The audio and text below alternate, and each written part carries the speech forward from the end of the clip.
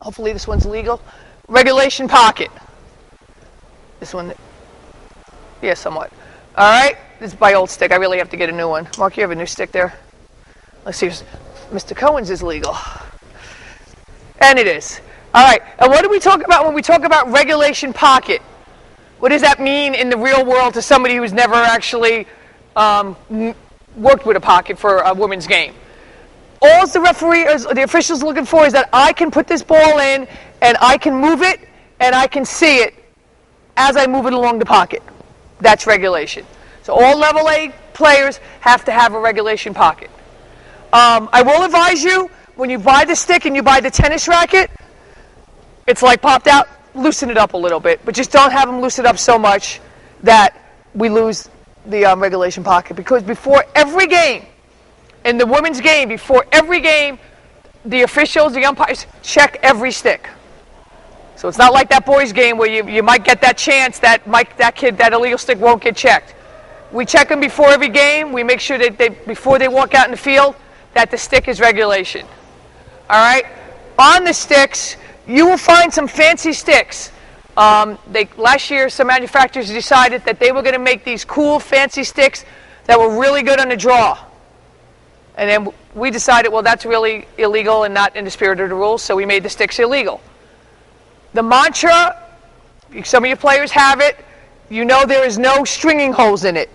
As long as the stick is strung wholly along the bottom rail, you have a mantra? Wholly along the bottom rail, it's legal. What they don't want is to go up, down, up, down, up, down, because that makes a reverse pocket. There's another stick out there, I can't even remember what it's called, but it has holes, holes, and then holes only along the bottom. So just check your player sticks, because what happens is they sell them this way. And the kids are going to go, but I bought it at the store this way. It's still illegal. If we see it, they're not going to be able to play with it.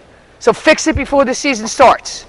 So grab all your sticks, your player sticks before the season starts, and just make sure that the bottommost hole, and that's where it's strung through.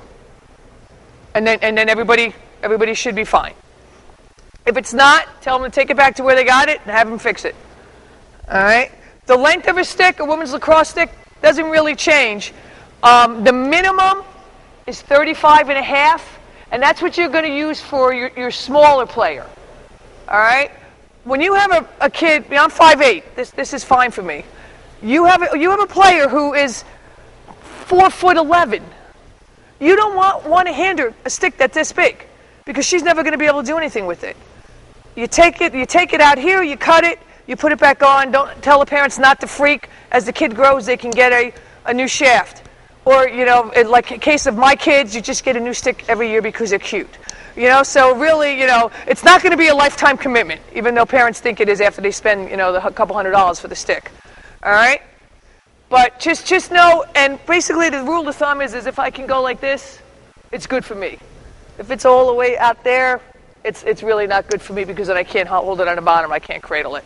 So 35 and a half is the shortest you can cut it, and that's also the goalie stick. That's the shortest. All right? The longest, it comes this way. It's like 43 and a quarter. It really, you measure it from here to here, that's the way it comes. These are easy.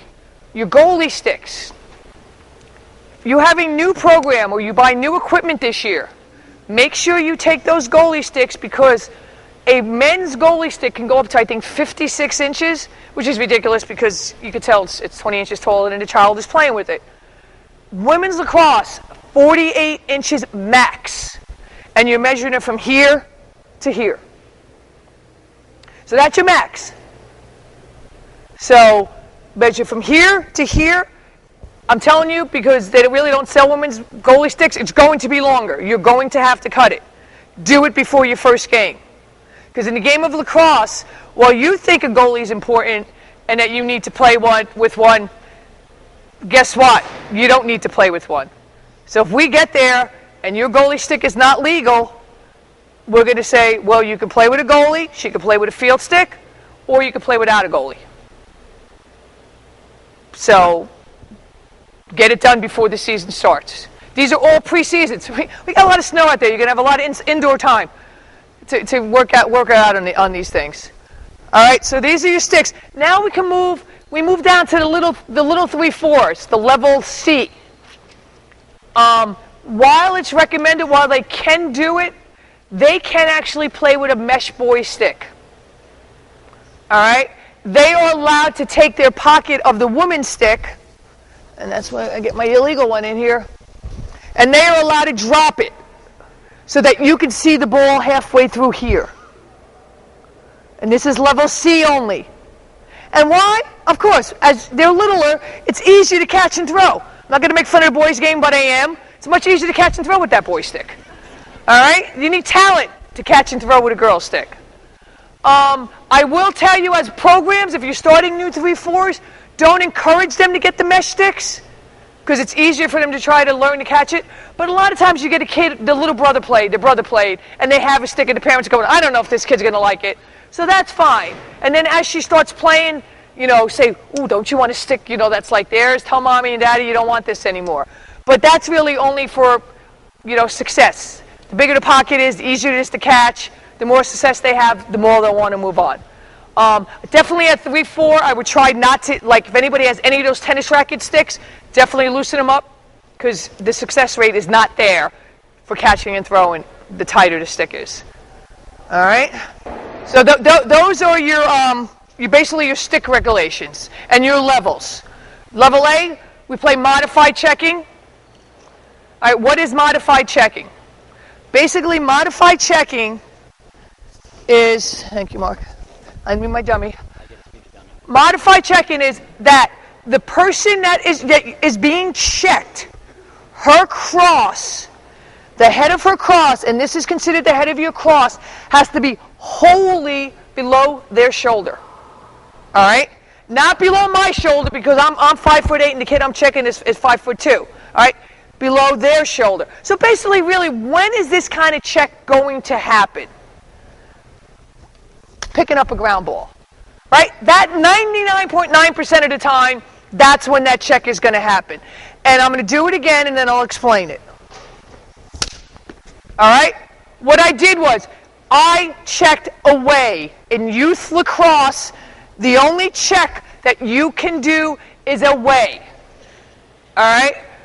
As you get higher, there are other checks, but just at your level, even at the level FC, away. All checks must be away at all times. Now, she's picking up the ground ball. What you don't want to teach is this. All right? Because that's a hold.